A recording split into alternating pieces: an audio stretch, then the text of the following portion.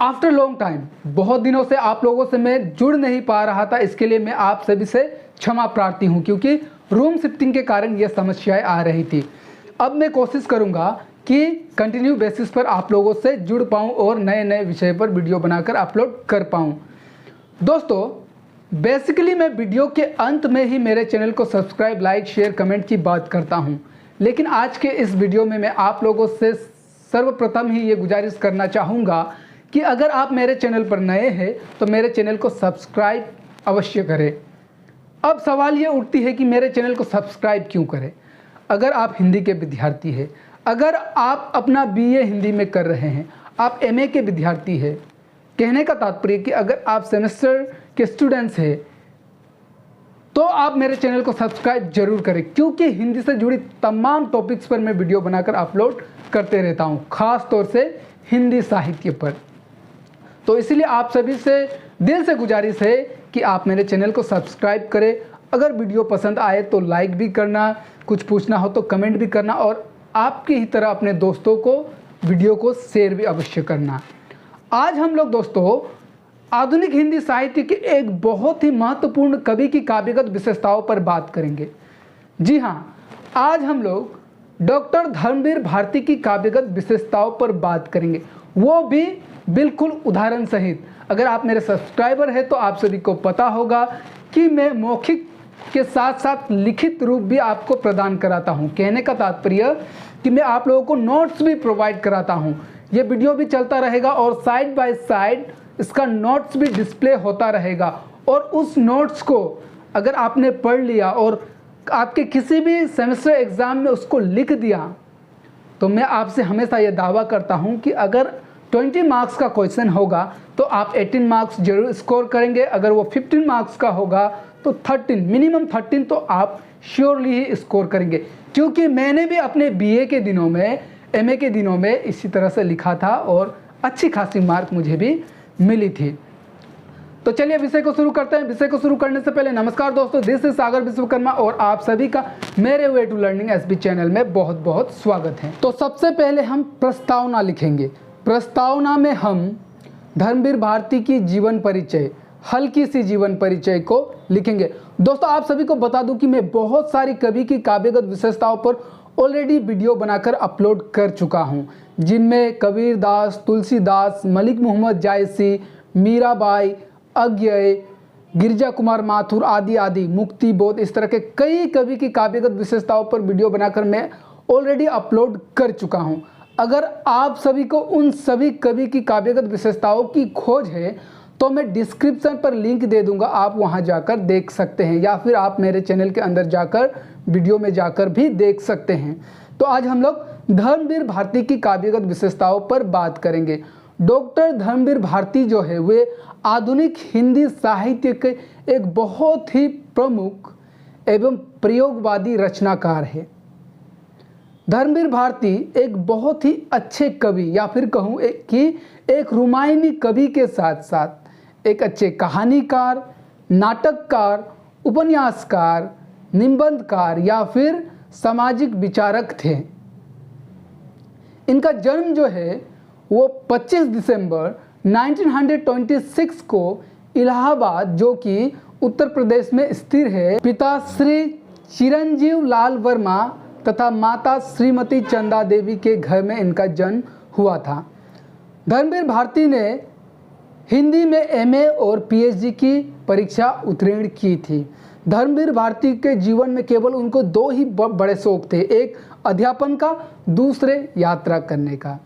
धर्मवीर भारती अध्यापक के साथ साथ, अध्यापन करने के साथ साथ वे कई सारे पत्र पत्रिकाओं के संपादक भी रहे हैं, जैसे संगम, आलोचना, धर्मयुग आदि आदि पत्र पत्रिकाओं के ये संपादक भी रहे हैं। धर्मवीर भारती की 2 बारी विवाह हुई। उनकी पहली पत्नी का नाम था कांता भारती और दूसरी पत्नी का नाम था पुष्पा भारती। उनसे इनको 3 संतान उपलब्ध थे, 2 पुत्रियां और 1 पुत्र। धर्मवीर भारती को उनके जीवन में कई सारे पुरस्कारों से भी सम्मानित किया गया, जैसे पद्मश्री पुरस्कार से, भारत भारती, व्यास आदि आदि पुरस्कारों से इनको सम्मानित किया गया। किसके लिए? इनके लेखनी के लिए। अब इनके कुछ प्रमुख रचनाओं को देखते हैं। उनकी कुछ प्रमुख रचनाएं इस प्रकार है: ठंडा लोहा, सात गीत, वर्ष कनुप्रिया, सपना अभी भी, आदि आदि। कहानी संग्रह की बात करें तो मुर्दों का गांव, स्वर्ग और पृथ्वी, उसके बाद चांद और टूटे हुए लोग। का नाटक की बात करें तो बहुत ही प्रचलित नाटक है अंधा युग, जो कि बहुत ज़्यादा प्रचलित है, आपने शायद पढ़ी होगी। तो इस तरह से ये इनकी कुछ प्रमुख रचनाएं हैं। दोस्तों इनकी बहुत सारी रचनाएं हैं, लेकिन एग्ज़ाम के पॉइंट ऑफ व्यू से हम उन सभी रचनाओं की बात नहीं कर सकते।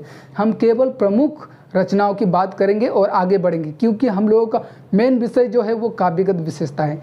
ये तो हम केवल प्रस्तावना लिख रहे हैं। तो और एक बात, इम्पोर्टेंट बात, कि धर्मवीर भारती जो है वे अज्ञेय द्वारा संपादित दूसरा सप्तक के प्रमुख कवियों में से एक है। और दोस्तों ऐसे महान कवि की मृत्यु जो है वो 4 सितंबर 1997 को मुंबई में हो जाती है। ठीक है, तो अब आगे हम धर्मवीर भारती की काव्यगत विशेषताओं को बिल्कुल एक एक कर, वो भी उदाहरण सहित देखेंगे। तो चलिए एक एक कर उनके काव्यगत विशेषताओं को समझने का प्रयास करते हैं। धर्मवीर भारती की सबसे सर्वप्रथम काव्यगत विशेषताएं हैं पौराणिक कथाओं का आधार। जी हाँ, धर्मवीर भारती ज़्यादातर जितनी भी रचनाएं लिखते थे वे पौराणिक कथाओं पर आधारित होती थी, लेकिन पौराणिक कथाओं पर आधारित होते हुए भी वे संदेशात्मक होती थी, प्रासंगिक होती थी, उसमें वे उद्देश्यपूर्ण होती थी। बात तो वो पौराणिक कथाओं के द्वारा करते हैं, लेकिन उनमें तत्कालीन आवश्यकता को ध्यान में रखा जाता था। तो इस बात पर उदाहरण सहित हम देख सकते हैं उनका अंधा युग, जो महाभारत पर आधारित कथा है। उसी तरह से रथ का टूटा पहिया, ये उनकी बहुत ही खूबसूरत कविता है। तो इस सब को आप उदाहरण देख सकते हैं। तो उदाहरण में आप पंक्तियाँ लिखिए, रथ का टूटा पहिया से आप एक पंक्तियों को लिखिए। आप लिखिएगा कि मैं रथ का टूटा पहिया हूँ, मैं रथ का टूटा पहिया हूँ, लेकिन मुझे फेंको मत। इतिहासों की सामूहिक गति सहसा झूठी पड़ जाने पर क्या जाने सच्चाई टूटे हुए पहियों का आश्रय ले। तो इस उदाहरण को आप लिख दीजिए। आप लोग साइड में देखिए कि इसका नोट्स भी डिस्प्ले हो रहा है, लेकिन गुजारिश हमेशा की तरह कि पहले वीडियो को कंप्लीट देख ले, चीज़ों को समझ ले। आफ्टर दैट सेकंड टाइम में आप वीडियो को पॉज करके स्क्रीनशॉट ले सकते हैं और हो सके तो अपने राइटिंग में लिखिएगा। इससे सहूलियत होगी आपको, जब आप परीक्षा के लिए तैयारी करेंगे तो आपको पढ़ने में सहूलियत होगी। तो उदाहरण में आप लिख दीजिए, ये जो रथ का टूटा पहिया, इसमें कवि बहुत बड़ी बात कह रहे हैं, टूटा पहिया। ठीक है, तो इसमें कवि ये बता रहे हैं कि हम जिस तरह से किसी भी कोई चीज़ का हम आवश्यकता को नहीं समझते हैं, तो इसी तरह से महाभारत में जब युद्ध हो रही होती तो अभिमन्यु को पूरे महारथियाँ घेर लेते हैं। उसके वो निहत्था होता है, उसके पास कोई हथियार नहीं होती है। उस वक्त वो टूटा हुआ रथ का पहिया उसका काम आ जाता है। वो उस टूटे हुए पहिए को हथियार बनाकर लड़ते लड़ते वीर गति को प्राप्त हो जाता है। तो यहाँ कवि कहने की प्रयास कर रहे हैं कि हमें किसी भी चीज़ को ऐसे ही व्यर्थ नहीं समझना है, क्या पता कौन सा चीज़ कब काम आ जाए। तो ये बहुत ही, कथा तो पौराणिक है, लेकिन यहाँ पर मैसेज जो है वो नई है।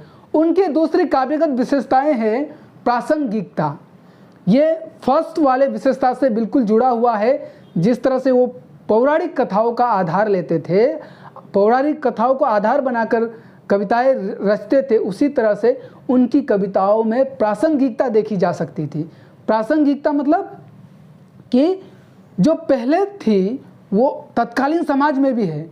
जो वो महाभारत को आधार बनाकर जो कविताएं लिख रहे थे, तो उस तरह की समस्या तत्कालीन समाज में भी थी। जब वो रचनाएं लिख रहे थे तब भी वो समस्याएं थी, और प्रासंगिक आज भी है, और शायद वो समस्याएं आज भी है। इसलिए उनकी कविताओं की ये सबसे बड़ी विशेषता है कि उनकी कविताएं प्रासंगिक है। अगर इस बिंदु पर आप उदाहरण लिखना चाहे तो आप उसी रथ का टूटा पहिया से एक उदाहरण लिख सकते हैं कि बड़े बड़े महारथी अकेली निहत्ती आवाज को अपने ब्रह्म शस्त्रों से कुचल देना चाहे, तब मैं रथ का टूटा हुआ पहिया उसके हाथों में ब्रह्म अस्त्रो लोहा ले सकता हूँ। ठीक है, तो इस उदाहरण को आप लिख दीजिए। तो वही बात कि यहाँ पर वे उस व्यर्थ टूटे हुए पहिए के महत्व को दिखा रहे हैं। वास्तव में ये बहुत बड़ी मैसेज है, समझने का प्रयास करिए। फिर नेक्स्ट काव्यगत विशेषताएं हैं यथार्थ चित्रण। दोस्तों, आप लोगों ने गौर किया होगा कि ज़्यादातर जितने भी कवि हुए उनमें कहीं ना कहीं यथार्थ चित्रण अवश्य मिलता है, क्योंकि अगर आप कोई कवि है, लेखक है और समाज के यथार्थ को आप अपनी रचनाओं में नहीं लिखेंगे तो आप सच्चे मायनों में आप लेखक या कवि नहीं कहलाएंगे। तो इसीलिए और आधुनिक काल की बात करें तो आधुनिक काल के सभी रचनाकारों में ये विशेषताएं तो अवश्य ही समाहित होती है। तो इसी तरह से धर्मवीर भारती की भी एक बहुत बड़ी काव्यगत विशेषता है यथार्थ चित्रण। उनकी कविताओं में यथार्थ का चित्रण देखा जा सकता है। इसके उदाहरण में आप उनकी कविता ठंडा लोहा को देख सकते हैं। ठंडा लोहा उनकी एक कविता है जिसमें उन्होंने समाज के यथार्थ का चित्रण किया है। तो उदाहरण सहित आप लिख सकते हैं कि कभी छटपटा कर मुझको आवाज़ लगाओ, कभी छटपटा कर मुझको आवाज़ लगाओ और न कोई उत्तर पाओ, और न कोई उत्तर पाओ, यही समझ लेना कोई इसको धीरे धीरे निगल गया, यही समझ लेना कि कोई इसको धीरे धीरे निगल गया, इस बस्ती में दीप जलाने वाला अब नहीं बचा। ये बहुत ही समाज का यथार्थ चित्रण उन्होंने अपने कविता में किया है। इसी प्रकार से और बहुत सारे हैं। ये पंक्तियाँ मुझे बहुत ही लुभावनी लगी इस बिंदु के लिए, इसलिए मैंने आपको ये दिया और इसको याद करने में भी सहूलियत होगी। नेक्स्ट उनकी काव्यगत विशेषताएं हैं प्रेरणादायक। प्रेरणादायक उनकी कविता की ये भी एक बहुत ही प्रमुख काव्यगत विशेषताएं हैं कि धर्मवीर भारती की कविता को पढ़ने के पश्चात पाठक को प्रेरणा मिलती है, उनमें कहीं ना कहीं एक उम्मीद की किरण जागती है। तो ये उनकी कविताओं की बहुत ही एक अच्छी और प्रमुख विशेषताओं में से एक है। तो इस बिंदु पर अगर आप उदाहरण लिखेंगे तो आप लिखिए कि कौन दुश्मन कौन अपने लोग, कौन दुश्मन कौन अपने लोग, सब कुछ धुंध धूमिल, किंतु कायम युद्ध का संकल्प, किंतु कायम युद्ध का संकल्प अपना अभी भी, क्योंकि सपना है अभी भी। तो इसको पढ़ने के बाद पाठक को प्रेरणा मिलती है, उनमें कहीं ना कहीं उम्मीद की किरण जागती है। उनकी पांचवी काव्यगत विशेषताएं है विद्रोह का स्वर।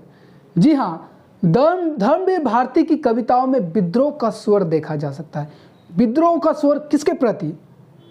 समाज के ठेकेदार के प्रति, उस सत्ता के प्रति, अमीर जादों के प्रति, और ख़ास तौर से जो चुपचाप इन सभी अत्याचारों को सह रहे हैं उसके प्रति विद्रोह का स्वर उनकी कविताओं में देख सकते हैं। उदाहरण सहित आप लिख सकते हैं, लगता है मेरे प्रभु उस निकम्मी धुरी की तरह है जिसके सारे पहिए उतर चुके हैं। लगता है मेरे प्रभु उस निकम्मे धुरी की तरह है जिसके सारे पहिए उतर चुके हैं और खुद घूम नहीं सकते। तो ये बहुत ही सुंदर उदाहरण और कोटेट होगा। तो आप इस विद्रोह का स्वर में इसी बिंदु को ढालिएगा। अगर आपको कोई और मिलता है और आपको सहूलियत लगती है तो आप उसको भी कोटेट कर सकते हैं, लेकिन कंडीशन कि आपको उदाहरण अवश्य ढालना है। उनकी अगली और छठी काव्यगत विशेषताएं हैं नैतिकता। जी हाँ, नैतिकता धर्मवीर भारती की कविताओं की सबसे प्रमुख विशेषताओं में से एक है। धर्मवीर भारती सदैव सहभागिता की बात करते हैं, एक रास्ता की बात करते हैं, प्रेम भाव की बात करते हैं, इसलिए ये उनकी कविताओं की बहुत ही प्रमुख विशेषताओं में से एक है। तो इस बिंदु पर अगर आप उदाहरण लिखेंगे तो आप लिख सकते हैं, क्यारी में बीज नए डालो, क्यारी में बीज नए डालो, पसीने के, आंसू के, प्यार के, हमदर्दी के। उनकी अगली काव्यगत विशेषताएं हैं सामाजिक चेतना। धर्मवीर भारती समाज के प्रति उदार भाव रखते थे और उनकी ये उदारता, समाज के प्रति ये उनकी उदारता उनकी कविताओं में देखी जा सकती है। तो इस बिंदु पर अगर आप उदाहरण लिखेंगे तो आप लिख सकते हैं, कहीं खो गई, कहीं खो गई रोशनी किरण की, कहीं खो गई रोशनी किरण की, घने बादलों में कहीं सो गया, कहीं खो गई रोशनी किरण की, घने बादलों में कहीं खो गया, नए सृष्टि का सप्तरंगी सपना, रुका तू गया, रुका जगत का सृजन। तो इस उदाहरण को आप लिख सकते हैं। उनकी अगली काव्यगत विशेषताएं हैं राष्ट्रीय चेतना या फिर राष्ट्रीय भावना। जी हाँ, उनकी कविताओं में राष्ट्रीय भावना भी देखी जा सकती है। तो इस बात पर उदाहरण आप लिखेंगे तो आप लिख सकते हैं कि कवि लिखते हैं, मैं जनपथ हूँ, मैं प्रभु हूँ, मैं ही हूँ जीवन। तो ये बहुत ही सुंदर पंक्ति है, तो इसको आप उदाहरण में लिख दीजिए। नेक्स्ट उनकी काव्यगत विशेषताएं हैं प्रतीक योजना या फिर कह सकते हैं बिंब योजना। धर्मवीर भारती जो है वो अपनी कविताओं में जो प्रतीक योजना, जो बिंब योजना का प्रयोग करते थे, वे बहुत ही प्रभावशाली और सुंदर होती थी, लुभावनी होती थी। उदाहरण सहित आपको जिस तरह से मैंने आगे भी बताया था कि रथ का टूटा पहिया, यहाँ पर रथ का टूटा पहिया एक बहुत ही सुंदर प्रतीक योजना है, बिंब योजना है। वो उस रथ के टूटे पहिए के आधार पर हम सभी को उस चीज़ का महत्व बता रहे हैं जिसको हम व्यर्थ समझते हैं, उन तमाम चीज़ों के महत्व को बता रहे हैं जिसको हम व्यर्थ समझकर उसको फेंक देते हैं। तो ये एक बहुत ही सुंदर प्रतीक योजना है। धर्मवीर भारती की अगली काव्यगत विशेषताएं हैं प्रेम पीड़ाओं का वर्णन। जी हाँ, जैसे कि मैंने आपसे प्रारंभ में भी कहा था कि धर्मवीर भारती को रुमायूनी कवि के रूप में भी जाना जाता है। तो उनकी कविताओं में सौंदर्य वर्णन भी देखी जा सकती है, प्रेम वर्णन भी देखी जा सकती है, उसी तरह से प्रेम पीड़ाओं का वर्णन भी देखी जा सकती है। तो इस बिंदु पर अगर आप उदाहरण लिखेंगे तो आप लिख सकते हैं, बरसों के बाद उसी सुने आंगन में जाकर चुपचाप खड़े होना, रिश्ती सी यादों से पिरा पिरा उठना, मन का कोना कोना। तो ये बहुत ही सुंदर उदाहरण रहेगा इस बिंदु के लिए। उनकी अगली काव्यगत विशेषताएं हैं गीतों का वर्णन, गीत का वर्णन। जी हाँ, धर्मवीर भारती की कविताओं में गीतों का वर्णन भी देखी जा सकती है। उदाहरण सहित हम उनके 7 गीत को भी देख सकते हैं। तो इस बिंदु पे अगर आप उदाहरण लिखेंगे तो आप लिख सकते हैं कि अगर कोई सखी जिक्र मेरा छेड़ बैठे, अगर कोई सखी जिक्र मेरा छेड़ बैठे, हंसी में टाल देना, हंसी में टाल देना, आंसू थाम लेना। तो इस उदाहरण को आप लिखिए। इसी तरह से प्रकृति चित्रण भी उनकी कविताओं की एक विशेषता रही है। तो आप प्रकृति चित्रण को लिख सकते हैं। बहुत ज़्यादा बिंदु बनाकर लिखने की आवश्यकता नहीं है क्योंकि ये 20 मार्क या 15 मार्क की ही क्वेश्चन आंसर रहेगी। अगर हम एक एक कर उनकी विशेषताओं को लिखने लग जाए तो बहुत सारे विशेषताएं बनेंगे, लेकिन यहाँ पर मैंने केवल प्रमुख प्रमुख विशेषताओं को लिखाया। मैं केवल आपको 10-12 पॉइंट ही लिखाता हूँ। अब हम उनकी कला पक्ष पर बात करेंगे। धर्मवीर भारती की जो भाषा होती है वो बहुत ही सरल, सुबोध और शुद्ध परिमार्जित खड़ी बोली हिंदी है। वहीं उर्दू और अंग्रेजी का मिश्रण भी देखी जा सकती है उनकी भाषा में। और अलंकार की बात करें तो उन्होंने उपमा और रूपक अलंकार का अधिक प्रयोग किया है। तो जिस तरह से उन्होंने प्रतीक योजना का प्रयोग किया है उसी तरह से रूप उपमा अलंकार का उन्होंने प्रयोग किया है। तो ये उनकी कला पक्ष हुई। तो गाइस, इस तरह से हमने धर्मवीर भारती की काव्यगत विशेषताओं को कंप्लीट किया। बहुत ही जल्दी आपसे किसी अन्य कवि की काव्यगत विशेषताओं पर या फिर हिंदी साहित्य के किसी अन्य टॉपिक के साथ मुलाकात होगी। तब तक के लिए subscribe, like, share, comment, press the bell icon. Don't forget बहुत जल्दी मिलेंगे आपसे, तब तक के लिए जय हिंद, जय भारत, नमस्कार।